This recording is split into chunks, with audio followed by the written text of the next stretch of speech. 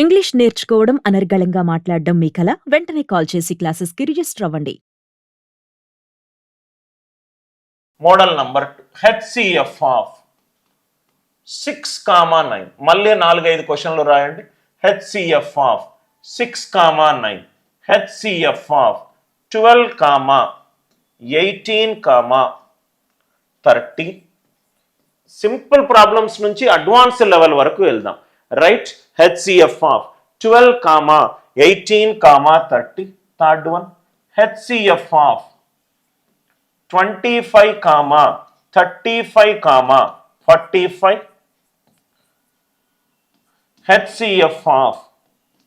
HCF of suppose for example, right, 20, 28, 36, 48.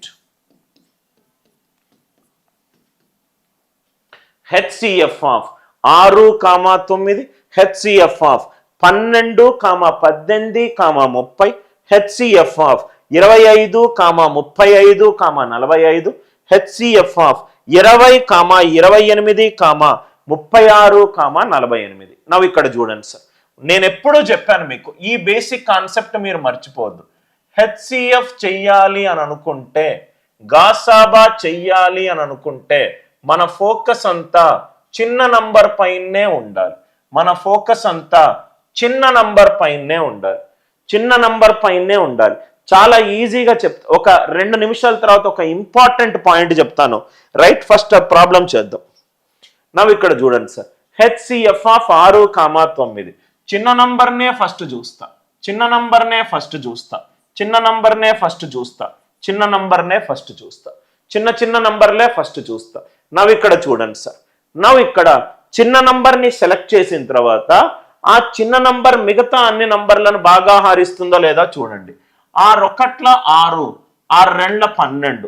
9 అనేది 6 తోటి భాగాహారం అవ్వట్లేదు.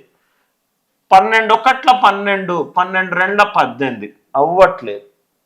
25 2 30 అవ్వట్లేదు. అన్ని నంబర్లతోటి కావాలి. 20 2 40 కావట్లేదు. మీకు ఇట్లా కూడా క్వశ్చన్ ఉండొచ్చు సార్.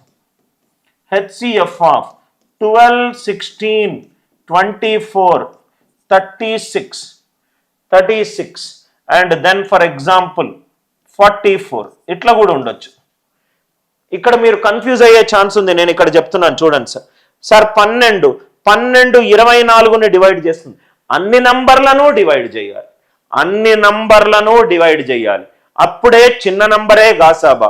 ఒక్క నంబర్ని డివైడ్ చేస్తే చాలదు, అన్ని నంబర్లను డివైడ్ చేయాలి.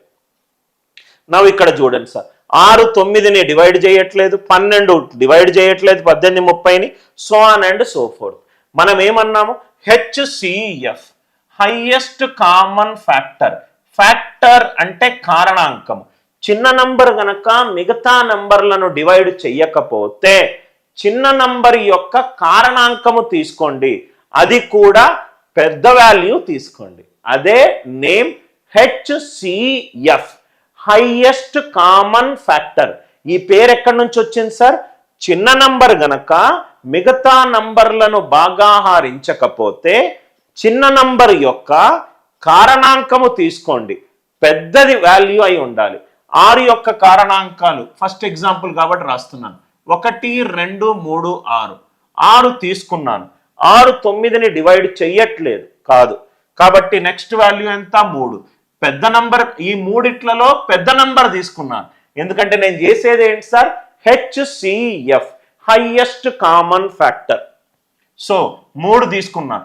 6 9ని డివైడ్ కాకపోతే 6 దేని నుంచి పుట్టింది? 3 నుంచి పుట్టింది. 3 9ని డివైడ్ చేస్తుందా? చేస్తుంది. కాబట్టి ఈ క్వశ్చన్కి ఆన్సర్ ఎంత? 3. రైట్, ఈ క్వశ్చన్కి ఆన్సర్ ఎంత? 3. 6 9ని డివైడ్ కావట్లేదు, కానీ 6 3 నుంచి పుట్టింది. 6 3 నుంచే కదా సార్ పుట్టింది. సో మనం ఏం చేస్తాము? రైట్, సపోజ్గా 6 డివైడ్ కాకపోతే 6 యొక్క కారణాంకాల్లో అతిపెద్ద కారణాంకం తీసుకుంటాను. ఎందుకు sir? Heading highest common factor. Highest common factor 6లో ఫ్యాక్టర్లో highest value 3. Are you all with me? So 12 18ని చేయట్లేదు. 12 కారణాంకాల్లో అతిపెద్ద కారణాంకం ఏంటి? 6. 1 2 3 4 6 12. 12 కుదరట్లేదు. సో 12 యొక్క కారణాంకాల్లో అతి పెద్దది 6. 6 3ల 18, 6 5ల 30. కాబట్టి ఆన్సర్ ఈ క్వశ్చన్కి ఎంత సార్? 6. ఆన్సర్ ఈ క్వశ్చన్కి ఎంత సార్? 6. అందరికీ ఈ లాజిక్ క్లియర్గా అర్థమైంది అనుకుంటా. చిన్న నంబర్ దగ్గరికి వెళ్ళండి. చిన్న నంబర్ అన్ని నంబర్లను డివైడ్ చేస్తుందా చూడండి. 25 35ని డివైడ్ చేయట్లేదు. చిన్న నంబర్ కారణాంకాల్లో అతి పెద్దది తీసుకోండి 5. 25 యొక్క కారణాంకాలు 1 5 25. 5 తీసుకున్నాను. 5 7 35, 5 9 45. 25 డివైడ్ కాకపోయినా 25 కారణాంకములో 1, 25 కారణాంకాల్లో 1 ఉన్న పెద్ద నంబర్ 5. 5 35ని డివైడ్ చేస్తుంది, 5 45ని డివైడ్ చేస్తుంది. 20 28 36 48. చిన్న నంబరు 20. 20 యొక్క కారణాంకాలు 1 2 4 5 10 20. 20 కాదు. సో 20 కాకుండా నెక్స్ట్ పెద్ద నంబర్ ఏంటి? 10. 10 28ని డివైడ్ చేస్తుందా? ఒక నంబర్ 10తో భాగాహారింపబడాలంటే దాని యూనిట్ అంకె ఎంత ఉండాలి? 0 ఉండాలి. దాని యూనిట్ అంకె ఎంత ఉండాలి? 0 ఉండాలి. కాబట్టి 10 అయ్యే ఛాన్స్ లేదు. 5తో డివైడ్ అవుతుందా? ఒక నంబర్ 5తో భాగాహరింపబడాలంటే యూనిట్ డిజిట్ 0 కానీ 5 కానీ వచ్చి ఉండాలి. కాబట్టి 5తోటి కావట్లేదు. కాబట్టి 4. 4 7 28, 4 9 36, 4 12 48. కాబట్టి ఆన్సర్ ఎంత? 4. కాబట్టి ఆన్సర్ ఎంత? 4. అందరికీ ఈ లాజిక్ క్లియర్గా అర్థమైందా? 20 28 36 48. 20లో 20 అనేది డివైడ్ చెయ్యట్లేదు 28 36ని. 20 కారణాంకాల్లో పెద్ద నంబర్ నుంచి కిందకు వస్తున్నాను. 10 కాదు 5 కాదు. కాబట్టి అయ్యేది ఎంత? 4. 12 యొక్క కారణాంకాలు ఏంటి? 1 2 3 4 6 12. 12 కావట్లేదు. 6 తీసుకుంటే 6 2 12, 6 3 18. 6 కూడా కావట్లేదు. మిగతాది 4. 4 16, 4 6 24, 4 9 36, 4 11 44. కాబట్టి ఆన్సర్ ఎంత? 4. ఈ ఆన్సర్ ఎంత? 4. చిన్న నంబర్ మీదనే ఫోకస్ ఉండాలి. నవ్వు ఇక్కడ చూస్తే సార్ 2 చాలా ఇంపార్టెంట్ పాయింట్లు. నవ్వు ఇక్కడ చూడండి సార్. ఫస్ట్ మోడల్లో చిన్న నంబర్ డివైడ్ అయింది. చిన్న నంబర్ కాకపోతే దాని యొక్క కారణాంకం తీసుకున్నాను. చాలా ఇంపార్టెంట్ పాయింట్. గాసాబా ఎప్పుడూ కూడా చిన్న నంబర్కి ఈక్వల్ అవ్వచ్చు. ఆ చిన్న నంబర్ అన్నిటినీ బాగా హరిస్తే, లేకపోతే చిన్న నంబర్ యొక్క కారణాంకం తీసుకుంటాను. కాబట్టి HCF is always less than or equivalent to smallest number. ఇది మనకు ఆన్సర్ ఆప్షన్ ఎలిమినేషన్లో చాలా బాగా ఉపయోగపడుతుంది. దయచేసి రాసుకోండి సార్. గాసాబా అనేది చిన్న నంబర్కి ఈక్వల్ అయి ఉండొచ్చు, చిన్న నంబర్కి తక్కువ ఉండొచ్చు. సార్ మరి కాసాగులో ఏంటి సార్? కాసాగులో ఇంకోటి reverse. LCM is always greater than or equivalent to largest number.